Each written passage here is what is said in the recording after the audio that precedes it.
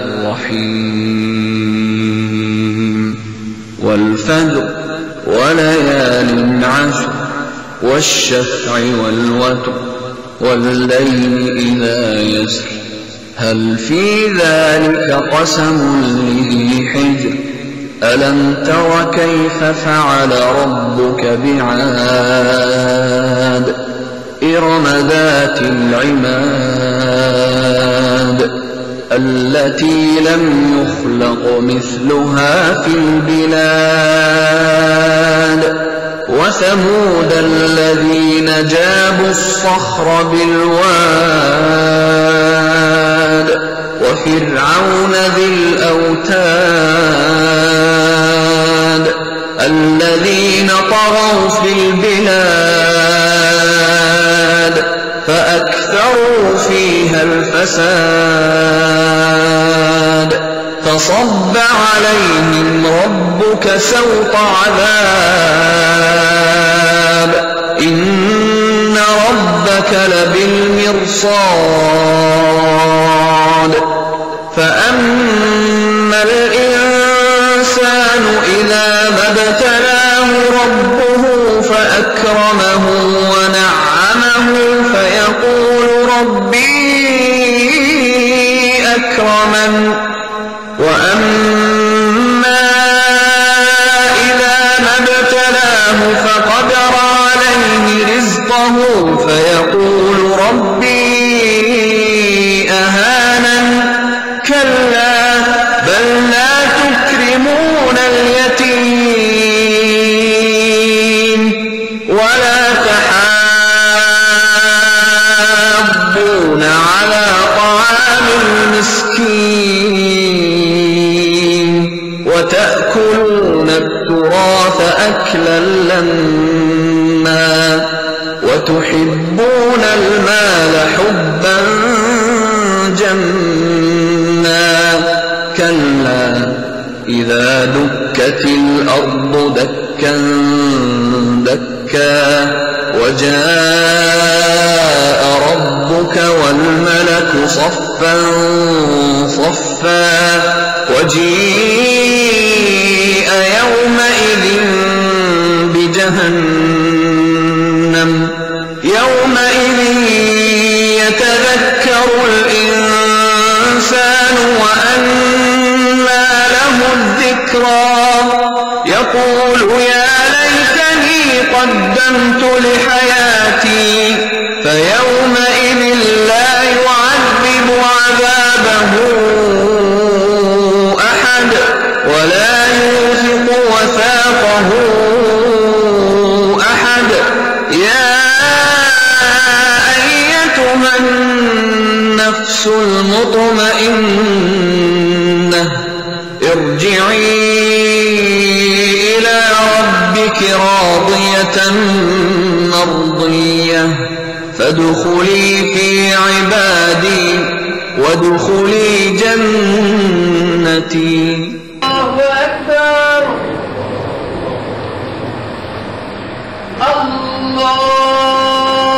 الله أكبر الله أكبر أشهد أن لا إله إلا الله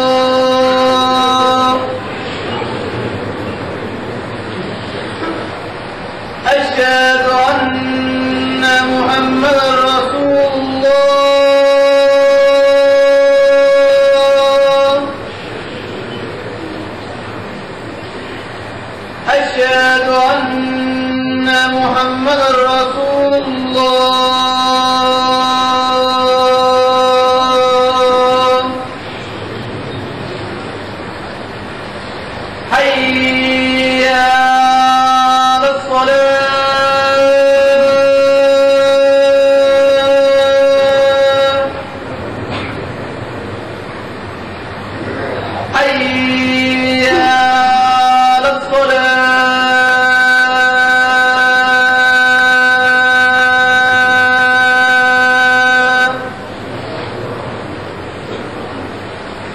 حي على الفلاح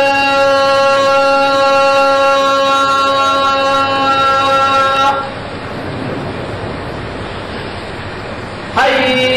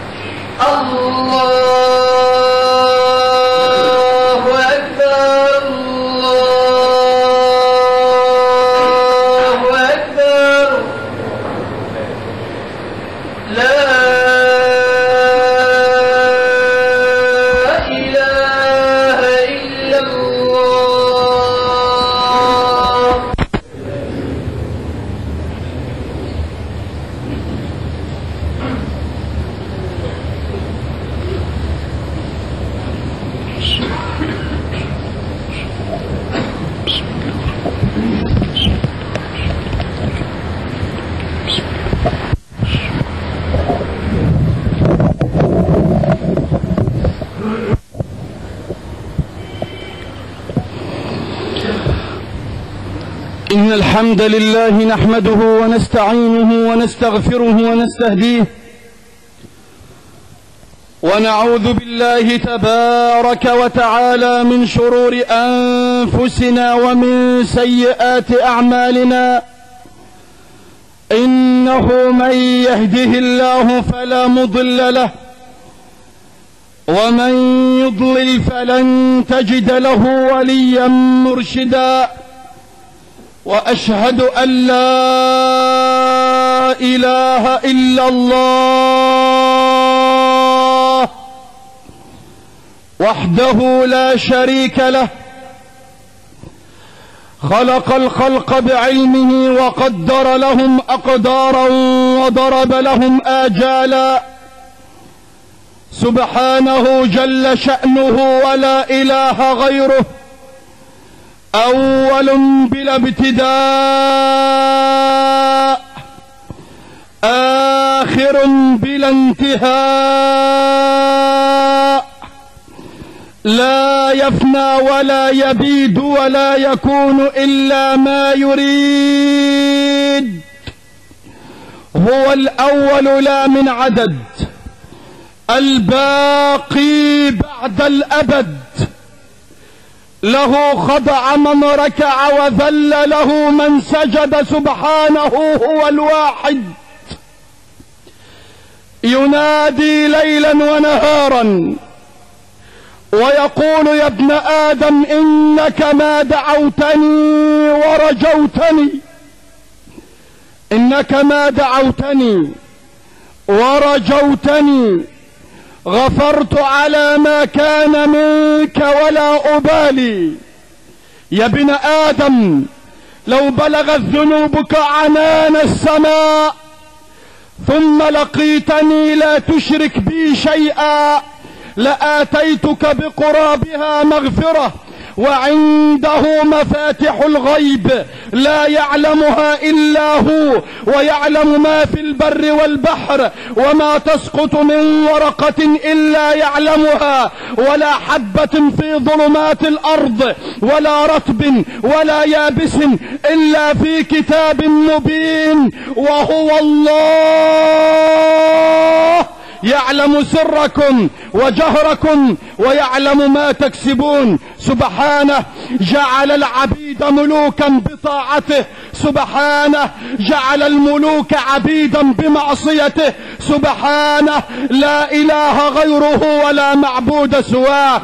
يقول جل جلاله يا عبادي إنما هي أعمالكم أحصيها عليكم فمن وجد خيرا فليحمد الله ومن وجد غير ذلك فلا يلومن إلا نفسه. وأشهد أن محمدا عبده ورسوله وصفيه من خلقه وحبيبه، بلغ الرسالة وأدى الأمانة ونصح لهذه الأمة فكشف الله به الغمة وكان يمشي على جمر الأسى والعنت لكي يبلغ دين الله تبارك وتعالى. ففي الحديث الذي رواه الإمام مسلم من حديث أمنا عائشة أنها قالت: ما شوهد صلى الله عليه وسلم غاديا ولا رائحا إلا وهو يقول: أيها الناس قولوا لا إله إلا الله تفلحوا، صلى الله عليه وعلى آله وأزواجه وأصحابه ومن تبعهم بإحسان إلى يوم الدين. هذا النبي الهاشمي محمد، هذا لكل العالمين رسوله، هذا الذي رد العيون بكفه لما بدت فوق الخدود تسيل. صلى عليك الله يا علم الهدى، ما لاح برق في السماء دليل.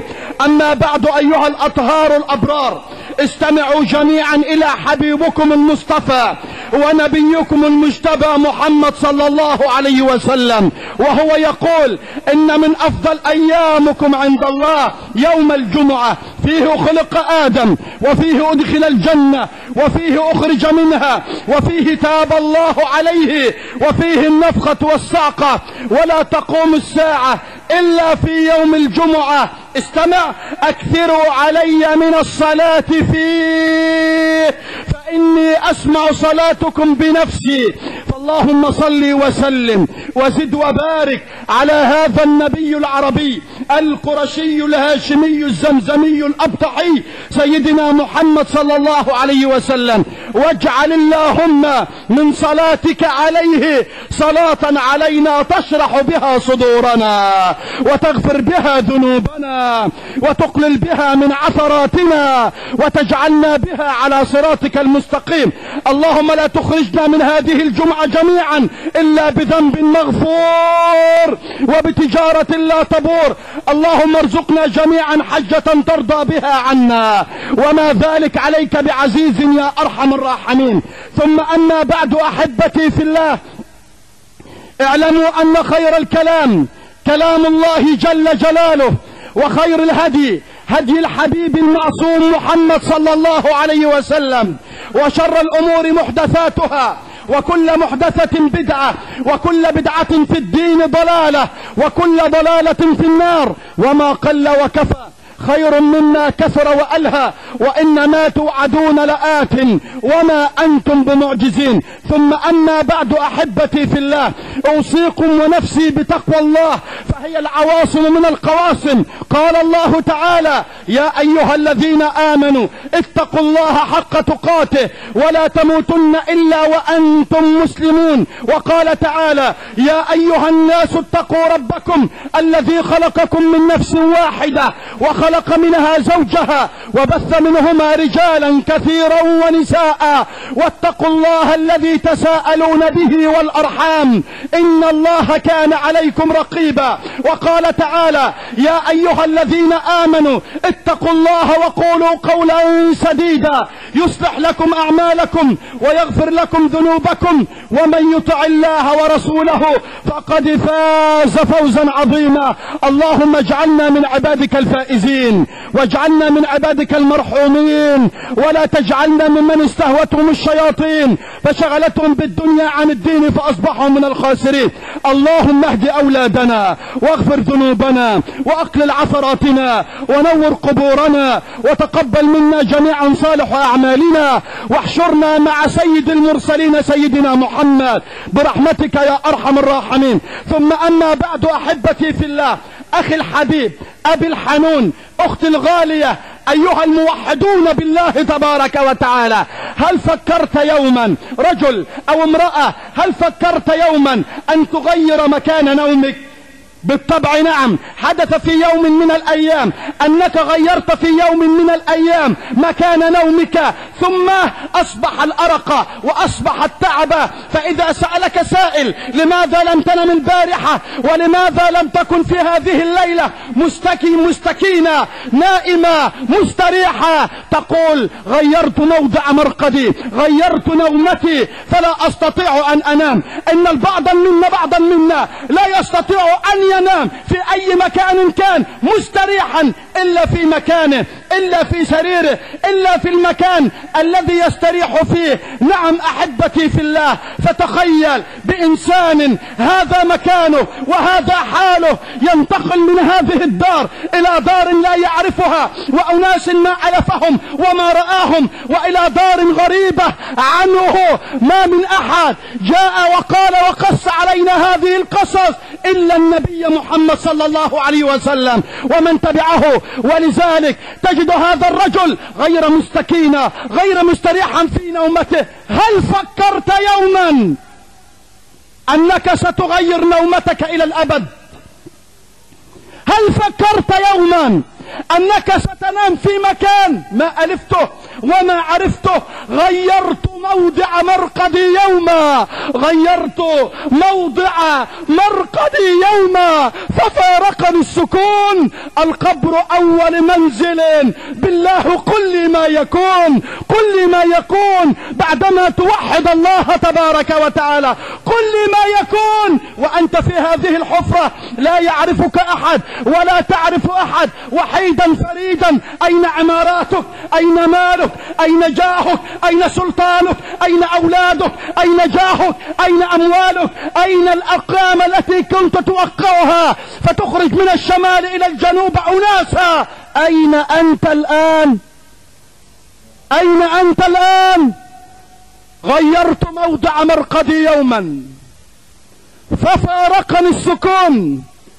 حق على كل رجل أن يفكر بهذا الأمر في جدية، رجل كان أو امرأة، صغيرا كان أو كبيرا، أنه يفكر في يوم من الأيام طال بك الزمان، طال بك الزمان وبعد بك المكان. لا بد أنك في يوم من الأيام ستدخل هذا المكان شئت أم أبيت. والله وإن عمرت عمر نوح، والله لو كانت الدنيا تدوم لأهلها لكان رسول الله حيا وباقيا، ولكن تفنى ويفنى نعيمها وتبقى الذنوب والمعاصي كما هي. استغربت لسيدنا عثمان بن عفان عندما كان ينظر إلى القبر فيبكي بكاء شديدا، فيقولون له نكون مع النبي صلى الله عليه وسلم فيحدثنا عن الجنة وعن النار كأننا نراهما رأي عين. ولا تبكي ولا تبكي، فيقول إني سمعت النبي محمد صلى الله عليه وآله وسلم وفداه أبي وأمي والناس أجمعين يقول أن القبر أول منازل الآخرة، فإن نجا منه أحد فما بعده أنجى. اللهم نجينا من القبر يا رب العالمين. أول منازل الآخرة.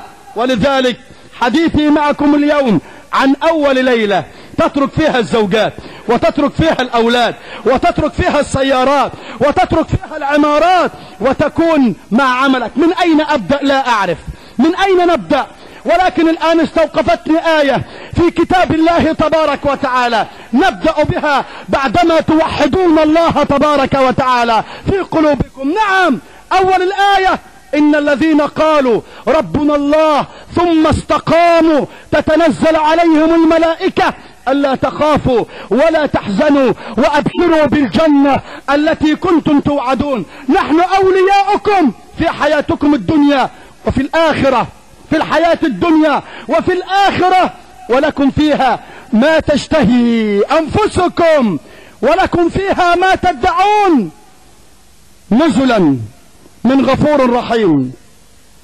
هديتي إليكم اليوم مع نزل من غفور رحيم في آخر الخطبة. أحبتي في الله، نعم، إن الرجل يقول العلامة الحافظ ابن كثير إن الرجل إذا كان على فراش الموت، تخيل أبوك، جدك، أمك، ابنك، أحد أقاربك، أحد جيرانك، تراه ممددا بين السكرات والكربات روحه تصعد، فلولا إذا بلغت الحلقوم وأنتم حينئذ تنظرون ونحن أقرب إليه منكم 20 بل 100 طبيب. هذا يقيس الضغط، هذا يقيس الدم، هذا يكون. وهو من؟ هو الملك، هو الرئيس، هو الذي بجرة قلم ينقل أناس من الشمال إلى الجنوب. يدخل عليه ملك الموت، يدخل عليه ملك الموت. هذه الأشياء لا تعنيه بالمرة. يأخذ وديعة الله تبارك وتعالى ويصعد بها إلى من لا يغفل ولا ينام. إن كان موحدا بالله فيا هناؤه، يا هناؤه. ابدأ من هذه، من السرير، من المكان الذي يقول عنه الصالحون والمتقون بالله عز وجل. والمتقين يقولون إن الرجل إذا تفكر في أول ليلة في قبره لا يستطيع أن يعصي الله تبارك وتعالى، لا يستطيع. وإذا الملائكة تنزل عليه وقت الاحتضار، ملائكة صالحين، ملائكة من عند الله عز وجل. انظر إلى المؤمن الذي وحد الله تبارك وتعالى، تنزل إليه ملائكة كأن وجوههم الشمس، كأن الوجوه وجوه الشمس، كما أخبر النبي صلى الله عليه وآله وسلم، كأن وجوههم الشمس، فيجلسون منه مد البصر. الله أكبر. يقول بعض أهل العلم وإن كان كثيفا، قال وإن كان كثيفا يراهم، لأنه في عالم غيبي لا يطلع عليه إلا الله الواحد الأحد. الله أكبر، الله أكبر. نعم، إذا كانت صالحة تتنزل عليه الملائكة. لا تخاف، ما تخافش. أخافش من إيه؟ وما احزنش علشان إيه؟ قال ألا تخافوا. قال بعض أهل العلم لا تخافوا مما أنتم مقدمون عليه، أهوال لا يعلمها إلا الله المتعال، لا ينجيك منها إلا إذا كنت موحدا بالله، هذا ينجيك. أما إذا كان فيك ذرة من إشراك، نسأل الله العفو والعافية. كما فنذكر أحبتي في الله بعد الذين ماتوا ورأيتهم بعيني.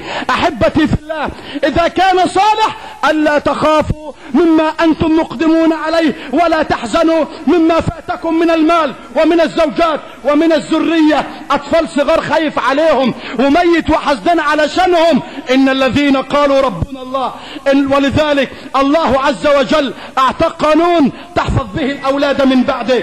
لا تقل لا تسرق لهم، ولا تأتي إليهم من مال، من حلال من حرام، وما تأخر الصلوات عن أوقاتها. نيجي نكلمك تقول عشان أجيب لقمة عيش لأولادي يا عم الشيخ.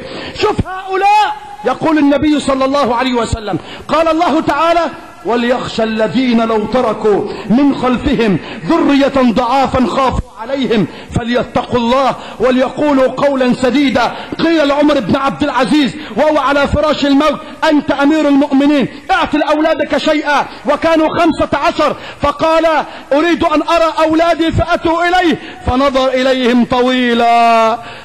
إليهم طويلا وبكى بكاء الثكلى وقال أيها الأولاد، يا أولادي أنتم أحد رجلين، إما أنتم صالحين أو فاسدين.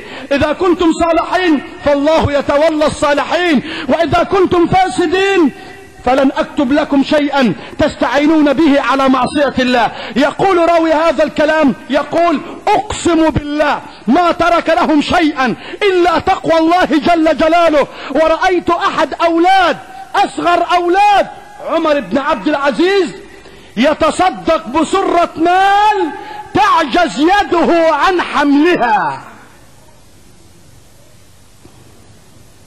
أما هؤلاء أصحاب الشهادات ألف وبه وجيم، أصحاب الصفقات المشبوهة والمال الحرام، والله سيفتقرون من بعدك، وإنك بذلك قد ضيعتهم. رؤيا أحد الصالحين رأى رجلا كبيرا في السن يسأل الناس أمام المسجد، فقال: هذا رجل، هذا شاب ضيع الله في صغره، هذا شيخ ضيع الله في شبابه فضيعه الله في شيخوخته.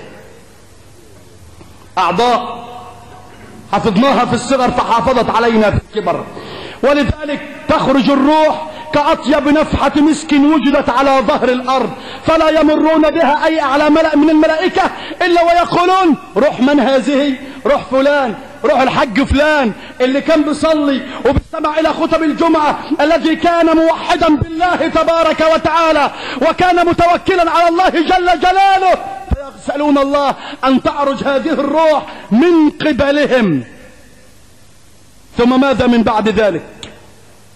يقول النبي صلى الله عليه وآله وسلم: يدخل هذا الرجل أي الصالح إلى قبره، فتنزل الروح بإذن من لا يغفل ولا ينام، أشياء برزخية لا نعلمها. فيسألونه، يقعدانه ويسألانه. حديث النبي صلى الله عليه وسلم يقعدانه ويسألانه ده شيء غيبي.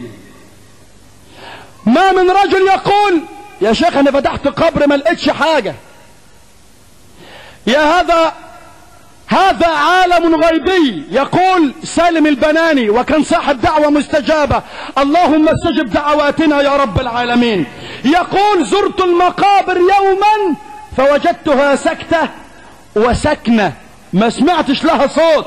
قال: فهممت بأن أخرج منها فسمعت صوتا خلفي يقول: يا سالم لا يغرنك سكوتها، فكم فيها من محزون ومهموم ومن رجل يحصد لا إله إلا الله، يحصد الصلاة، الزكاة، يحصد أعماله.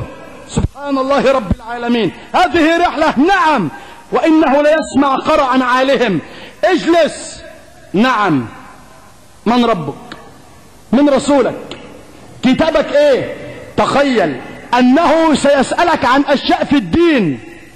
لا يقول لك: ما كملتش $1,000,000 ليه؟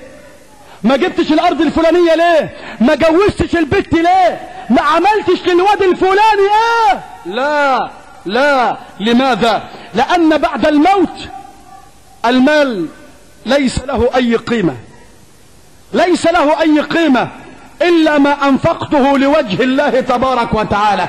إذا مات ابن آدم انقطع عمله إلا من 3: علم، ولد صالح يدعو له، أو كما قال النبي صلى الله عليه وآله وسلم: صدقة جارية. وهكذا أحبتي في الله. فيسألانه فيجاوب على الأسئلة. تخيل أنه يقول: ربي أقم الساعة، إنه يتمنى أن تقوم الساعة. ليه؟ أصل خد الأمر من الله، سمع النداء العلوي أن صدق عبدي فأفرشوه من الجنة. ريح طيبة جميلة. مررنا على بعض القبور تجد أنها رطبة.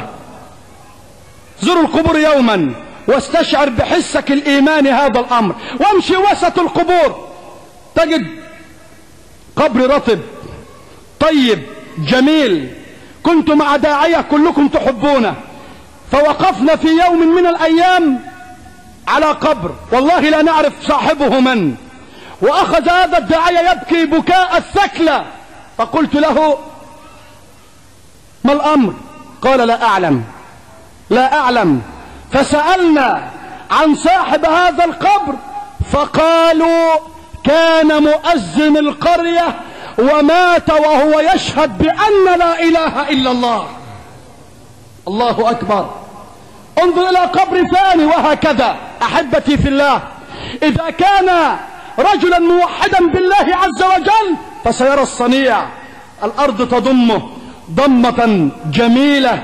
يقول النبي صلى الله عليه وسلم: لقد ضم القبر سعد ضمة، لو نجا منها أحد لنجا منها سعد، إنها ضمة الأم التي خلقنا منها بفضل الله عز وجل تحتضننا. أنت كنت رجل صالح عليها، كنت موحدا بالله، كنت تصلي، كنت تصوم، اعتقدت بأن الله هو الواحد الأحد الفرد الصمد، لا يتحرك متحرك ولا يسكن ساكن إلا لله. نعم، وأنت أيتها المرأة ارتديت نقابك من أجل الله عز وجل، وارتديت حجابك من أجل الله تبارك وتعالى. ما قلت إن زوجي يعاملني معاملة سيئة ولذلك سأخلع النقاب. إن هؤلاء الناس يقولون علي كذا وكذا لذلك لن ألتزم بالحجاب. لا والله، لا والله، إنها التزمت بطاعة الله عز وجل وبهدي النبي صلى الله عليه وآله وسلم، وهو أيضا التزم بشرع الله عز وجل. فإذا القبر روضة من رياض الجنة. أما إذا كان غير ذلك عياذا بالله كانت حفرة من حفر النيران. يحدثني أحد الثقات قال: كنت دفانا ألحد الناس. قال: وفي يوم من الأيام دفنت رجلا، ما قال لي اسمه، قال: دفنت رجلا هو لا يعلم أنني لا أعرفه ولكنني عرفته بعد ذلك، إنه الحج فلان الذي كان دائما يتصدق والذي كان دائما يكثر دائما وأبدا من الصلاة على النبي محمد صلى الله عليه وسلم. يقول: أقسم بالله دفنته فشممت رائحة طيبة من القبر. ما هذا؟ فقلت: هذا طائع لله عز وجل. ولذلك أحبتي في الله استثارني ما رأيته الأسبوع الماضي فقط من رجل كان يدفن الناس وكان يحب المال حبا شديدا. فصليت الظهر في مسجد فرأيت جنازة فقلت أمشي وراءها. الأسبوع الماضي فقط قلت أمشي وراءها. ثم ماذا من بعد ذلك؟ هذا الرجل كنت أعلم أنه يحب المال أي الدفان، ثم أخذ الأمانة أو الجثة كما يقول وأخذ يلحدها ويدفنها. وإذا ونحن صمت جميعنا وإذا بهذا الرجل يخرج ويقول: أعوذ بالله، أعوذ بالله، ماذا كان يفعل هذا الرجل؟ ماذا كان يفعل هذا الرجل؟ فقلت: ما الأمر؟ فيه ايه؟ ما تكمل دفن يا عم الحاج. قالت: فين انتم؟ دفناه وخرجنا ما رأيت شيئا، وإذا بالأخ الذي كان معي مرضا شديدا، فذهبت لكي أعوده فقال لي: انت تعرف أنا شفت ايه في القبر يا شيخ سيد؟ قلت له: أنا ما رأيت شيئا. قال: أقسم بالله الذي في السماء عرشه وجدت ثعبانا أسود له قرون. فقلت: أحدث بذلك الناس تقسم بالله؟ قال: أقسم بالله. ولذلك القبر أول روضة من رياض الجنة أو حفرة من حفر النيران. ولذلك أول ليلة في القبر بكى عليها العلماء وبكى عليها الزهاد وبكى عليها الذين يوحدون الله تبارك وتعالى. كيف سينتقل من دار إلى دار؟ يقول عمر بن عبد العزيز: أيها الناس إنكم لم تخلقوا للفناء. أنتم ما اتخلقتوش عشان الدود ياكلكم وخلاص.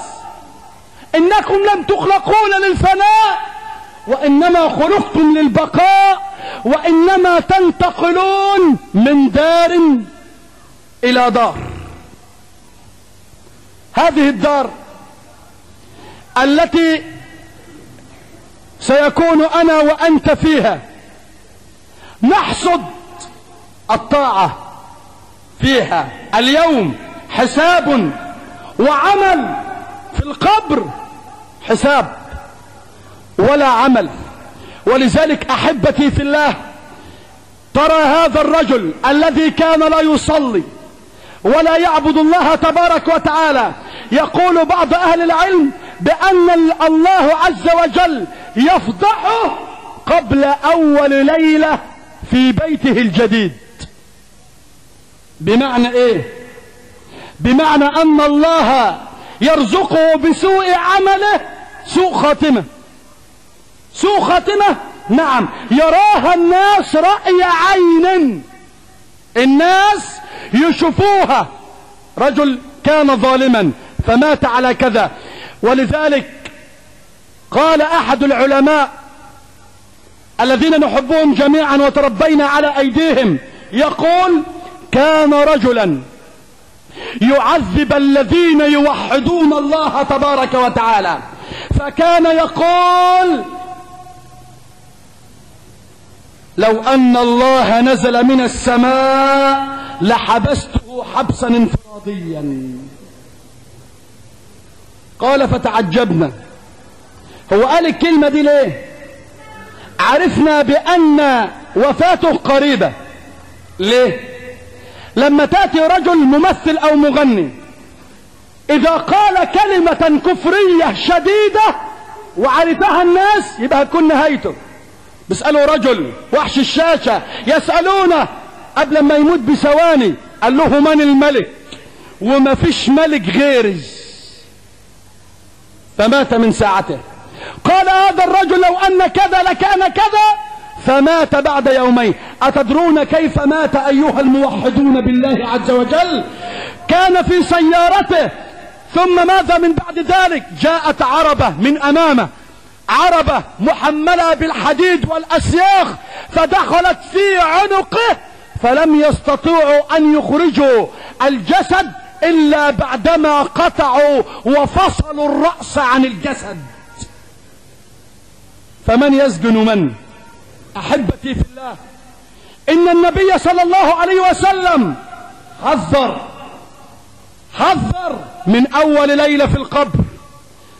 هذه الليلة كيف ستمر عليك؟ ستمر عليك بماذا؟ ما الأشياء التي ستجدها في قبرك بعدما يمشي الناس؟ ليس معك زوجة ولا أولاد. بكى أحد الصالحين يوما فسألوه: لماذا تبكي بشر الحافي وأنت العابد الزاهد الذي كان اسمك باسم النبي محمد، اسمه كان يذكر مع اسم النبي؟ قال: أبكي على ليلة صبحها يوم القيامة. هل عشت هذا المعنى؟ أم تأكل وتشرب وتمرح وهكذا في يوم من الأيام؟ لعل ملك الموت الآن بيننا ونحن لا ندري.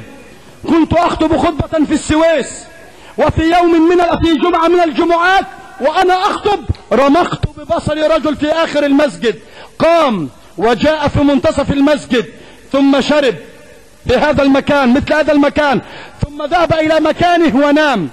ثم فرغت من خطبتي، وبعد ذلك أقاموا الصلاة، وإذا وهم يقيمون الصلاة سمعت صراخا في آخر المسجد، فقلت لهم: ماذا؟ قال: الرجل الذي قام وأنت تخطب روحه صعدت إلى من لا يغفل ولا ينام. في حين أنني رأيت أناسا ماتوا في دورة المياه، ومات وهو يدخن، ومات وهو يفعل كذا.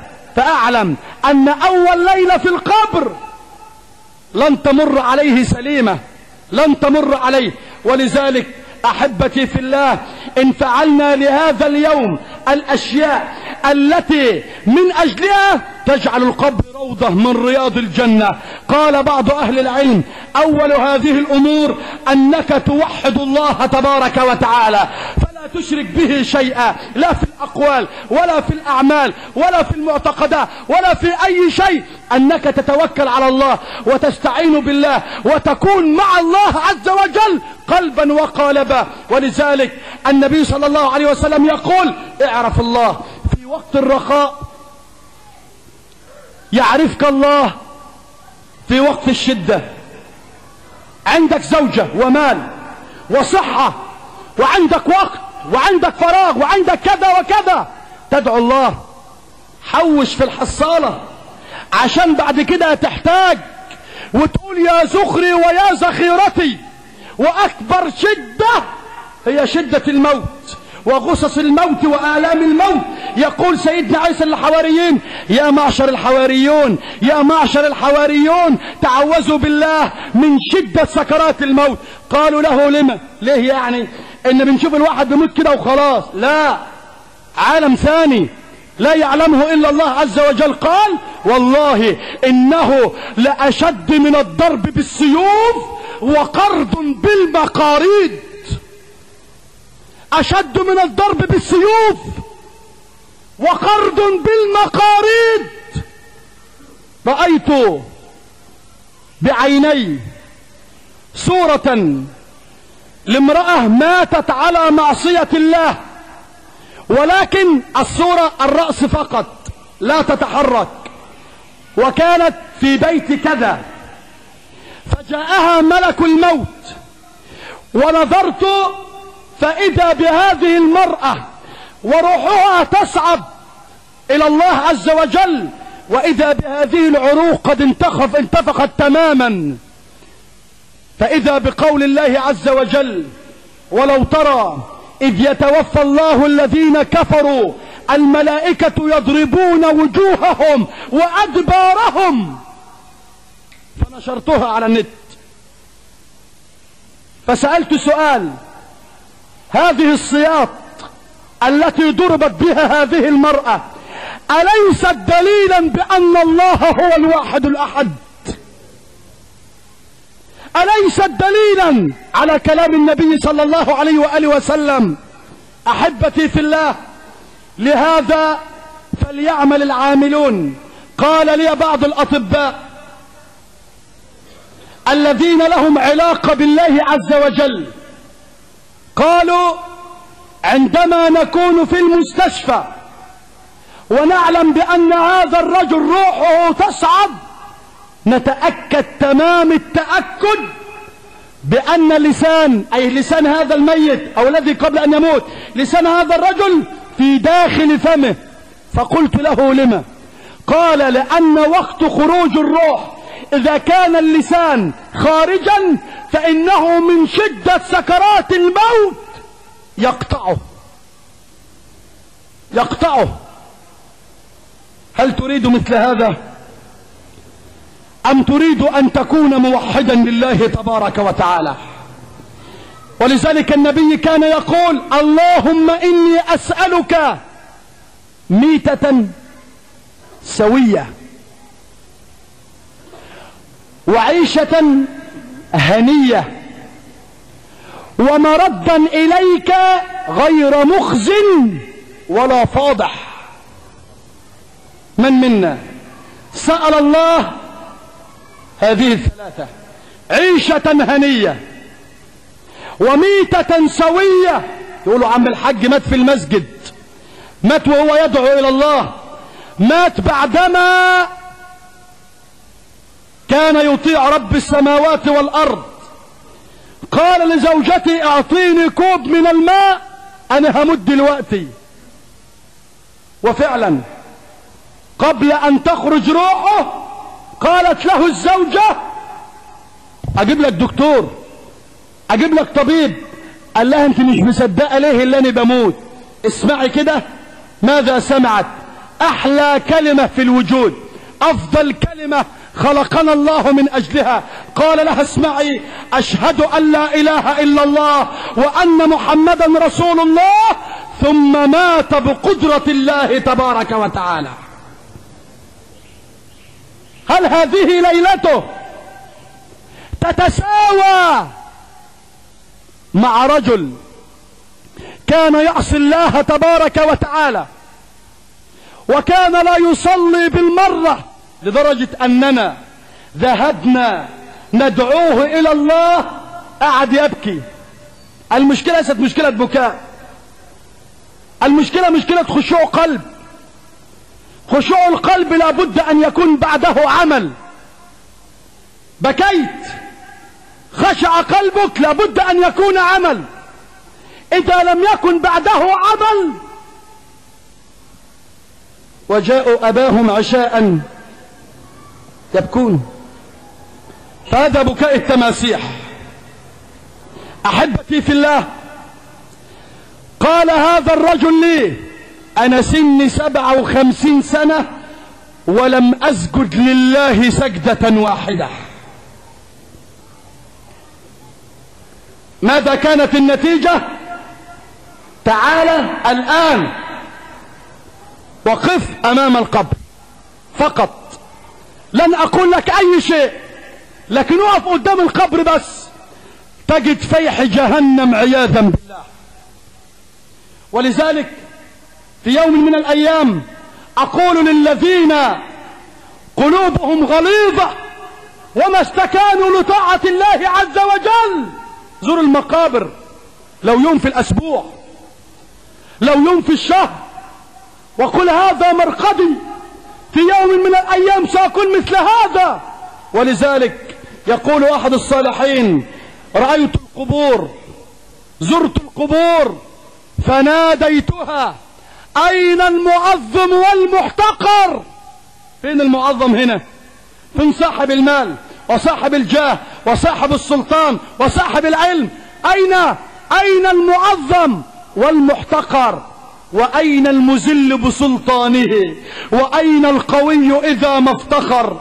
تفانوا جميعا فما مخبر، وماتوا جميعا ومات الخبر. فيا سائلي عن أناس مضوا، أما لك فيما ترى معتبر؟ تروح وتغدو بذاك الثرى فتمحي بذلك تلك الصور، فمن الباقي؟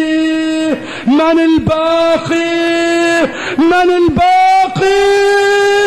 إنه الله، إنه الله. فلماذا لا تصلي الفجر في جماعة؟ ولماذا لا تصلي الصلوات في جماعة؟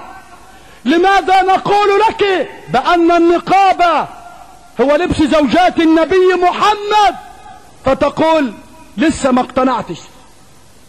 ما الخمار حلو يا عم الشيخ، عندما تموتين ستلبسين النقاب رغما عنك، بعد الرأس بشبر، بعد الرأس بشبر، درع وخمار وثلاثة أثواب، المجموع 5، والرجل 3 أثواب، وبعد الرأس بشبر. فسبحان من يستر النساء والرجال في الأكفان، سبحان الله الواحد الأحد. ولذلك أحبتي في الله أنقل لكم صورة لامرأة ماتت ولكن متمسكة بحجابها، ورغم قول المرجفون والمنافقون، ورغم قول الذين قالوا كذا وكذا، لا والله امرأة يحدثني عنها زوجها يقول: كنا في السفينة التي غرقت والناس يموتون ويغرقون، ونحن نخرج من الغرفة هلعا إلى السطح، فإذا بامرأتي تأخذ يدي من يديها وتقول: أروح أجيب النقاب. قال لها: نقاب إيه دلوقتي؟ قالت له: والله لئن كتب الله لي الموت سأرتديه حتى أموت وألقى زوجات النبي محمد في الجنة. وبالفعل حدثني الزوج وهو يبكي ويقول: أقسم بالله ارتدت النقاب وبكامل ثيابها وصعدنا إلى السطح، ثم بعد ساعة انفلتت يدي من يدها، ثم من بعد ذلك نجاني الله تبارك وتعالى، وماتت بنقابها شرفا وطمعا في جنة عرضها السماوات والأرض، حتى تكون يوم القيامة مع زوجات النبي محمد صلى الله عليه وسلم. فهل تعلم الزوجة ذلك؟ هل تعلم الابن ذلك؟ أحبتي في الله، أسأل الله أن يجعل قبورنا روضة من رياض الجنة، إنه أرحم الراحمين جواد كريم. أقول ما تسمعون وأستغفر الله لي ولكم فاستغفروه إنه هو الغفور الرحيم.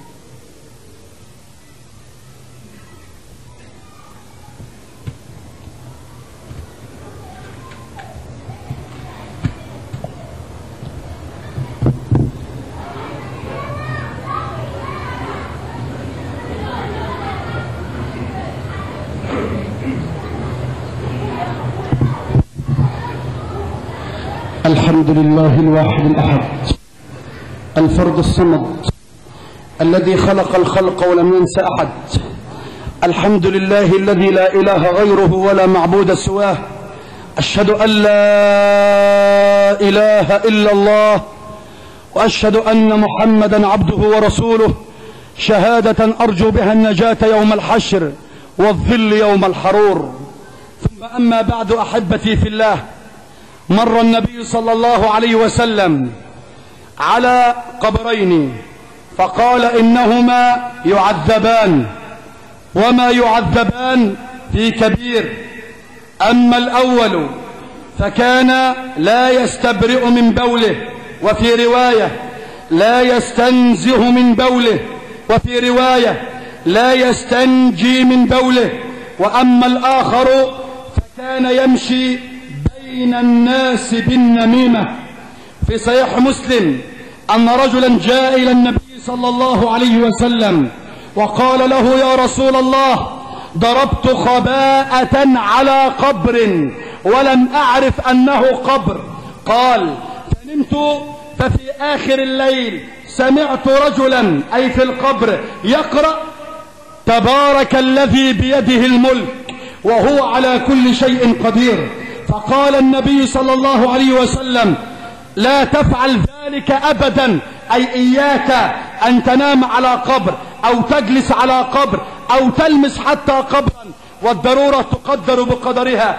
ثم قال النبي صلى الله عليه وسلم: أيها الناس، هي الكافية، هي الشافية، هي المنجية أو المنجية، تنجي صاحبها من عذاب القبر. ثم قال: إن في القرآن 30 آية، في مسند الإمام أحمد، إن في القرآن 30 آية شفعت لصاحبها حتى أدخلته الجنة. فنظر الناس في القرآن الذي نزل، فإن سورة السجدة 30 آية، فنظر الناس فإذا هي تبارك الذي بيده الملك. أحبتي في الله، المنجيات من عذاب القبر قال العلماء 17 أمرا، أذكر منها على سبيل العجالة حديث النبي صلى الله عليه وآله وسلم: إنهما يعذبان. أول أمر أن لا يستبرئ الإنسان من بوله. حبتي في الله، هذا أمر خاص بنا جميعا، بالرجال والنساء، بالصغير والكبير. وكان لا يستنجي من بوله، أو كما قال النبي صلى الله عليه وسلم. الأمر الذي هو الثاني وهو بالأخص فاكهة النساء، فاكهة النساء إلا من رحم ربك، ألا وهي الغيبة والنميمة. يقول النبي صلى الله عليه وآله وسلم: أتدرون من المفلس؟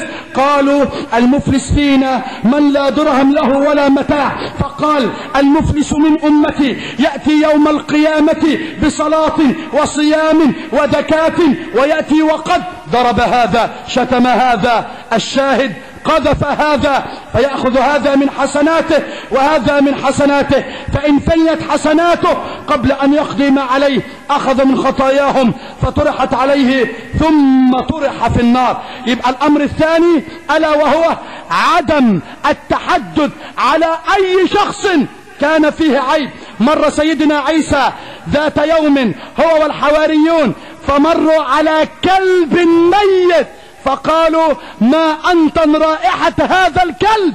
فتبسم وقال: وما أشد بياض أسنانه، وما أشد بياض أسنانه، إنه حتى في الحيوانات اختار أجمل شيء، أفضل شيء. ولذلك استوقفني رجل من التابعين، وهذا الرجل ينص عندما أذكره على قضية خطيرة بين الزوجات. فكانت زوجته لا تعامله معاملة الإسلام، فشكى ذلك لبعض أصحابه، فقالوا له: طلقها طلقها. فقال: أخاف أن يبتلى بها غيري. ثم بعد سنوات لم يصبر فطلقها. فسألوه: ماذا كانت وهي في عصمته قبل أن يطلقها؟ فسألوه: ماذا كانت تفعل معك؟ فقال: العاقل لا يهتك ستر بيته. فلما طلقها وأصبحت في عصمة رجل آخر قالوا له: ماذا كانت تعمل معك؟ مش زوجتك خلاص. فقال: مالي ولزوجة غيري. هكذا يتمسك بحسناته حتى ينجيه الله عز وجل من أول ليلة في القبر. يتمسك بحسناته. يمكنك أن تأخذ حسنات 1000 حسنة في اليوم وتضيعها في 5 دقائق. هذا لا يفهم، وهذا غير كذا، والمرأة هذه طلقت أنا أعرف طلقت ليه، وهذا الرجل تزوج أنا عارف اتجوز ليه، وهكذا. فينفق الحسنات وهو مسكين، فيأتي يوم القيامة وتأتي يوم القيامة ليس لها حسنات، مفلس ما يعرفش هيجيب منين. أما الأمر الثالث أحبتي في الله هو أن نحفظ جميعا ونحفظ أولادنا سورة تبارك الذي بيده الملك. ولتعلم بأن النبي صلى الله عليه وسلم في حديث أمنا عائشة في غير الصحيح وحديث أبي هريرة وابن عباس رضي الله عنهما أن النبي محمد صلى الله عليه وآله وسلم كان لا ينام إلا قرأ تبارك الذي بيده الملك والمسبحات السبعة كما تعلمون، التغابن والجمعة والصف، أي سورة فيها سبحة أو يسبحه. أحبتي في الله، هكذا بفضل الله ينجينا الله عز وجل من هذه الحفرة. كم دفنا أناسا بأيدينا، كم دفنا أناسا، أما في يوم من الأيام سندفن وسنرى هذا الأمر رأي عين، فنرى الذي بكى ممن تباكى. سنرى أحبتي في الله أن هذه الليلة هي أفضل ليلة خلقنا الله عز وجل فيها، وأفضل يوم منذ أن خلقنا الله يوم أن تزف إلى الجنة وأنت في القبر فيقول الله لك: نم كنومة العروس في خدرها. وأما الآخر الذي كان لا يوحد الله تبارك وتعالى سيضيق عليه القبر حتى تختلف أضلاعه، أو كما قال النبي صلى الله عليه وسلم: أخي أختي ذكرتكما بهذه الليلة، فماذا أنتم صانعون؟ هتعملوا إيه بعدما نسمع الخطبة ونذهب؟ ماذا ستفعل لأول ليلة في القبر؟ سؤال أوجهه لنفسي أولا ولآبائي ولإخواني وللأخوات. ماذا ستفعل في أول ليلة في القبر؟ هل يستقبلونك بالترحاب وأبشروا بالجنة؟ من عمل صالحا من ذكر أو أنثى وهو مؤمن فلنحيينه حياة طيبة. يقول شيخ الإسلام ابن تيمية: حياة طيبة في الدنيا وفي القبر ويوم القيامة. والثاني عياذا بالله، كما أن الأول أعددت لعباد الصالحين ما لا عين رأت ولا أذن سمعت ولا خطر على قلب بشر، كذلك في العذاب ما لا عين رأت من العذاب ولا خطر على قلب بشر. قيل لأحد الصالحين: ما أعجب شيء استوقفك ورجل يحتضر بيطلع في الروح؟ قال: أعجب شيء أن رجلا كان له دكان بجانب المسجد، فكنا نمر عليه: ادخل تصلي. يقول لك: يا عمي ما أنا بصلي هنا، صلوا انتم، أنا بجمعهم كلهم في البيت. يستهزئ. ثم جاءته سكرات الموت. قال: فقلت لا بد أن أكون معه حتى أرى نهايته وأقول للناس من غير أسماء. فقالوا له بعدما ذكروه بالله: قل لا إله إلا الله أتدرون ماذا قال يا من توحدون الله؟ أتدرون ماذا قال؟ قال 5 في 6 بتساوي كام؟ ثم مات. يا من قلبك مشغول بالتجارة وبالمزايدة، أنا لا أقول لا تتاجر، ولا أقول لك اترك مالك أو ما تحبش مالك أو زوجتك أو أولادك، لا، بقول لك الحب الأول حب ربنا، حب سيدنا النبي محمد، ثم الصحابة بالترتيب هكذا، والمؤمنين الصادقين، ثم من بعد ذلك حب عملك عشان تنتج فيه، لكن النية تكون خالصة لوجه الله عز وجل. أحبتي في الله، والله إننا في حاجة إلى أن نذكر أنفسنا بالموت كل ساعة. يقول بشر الحافي، يقول أقسم بالله لو أني نسيت ذكر الموت ساعة لافتتن قلبي ولتركت هذا الدين، لافتتن قلبي. هذا هو يقول وهو عالم، فكيف بجاهل مثلي، وكيف بطلاب علم، وكيف بأناس يريدون أن يصعدون إلى الله عز وجل.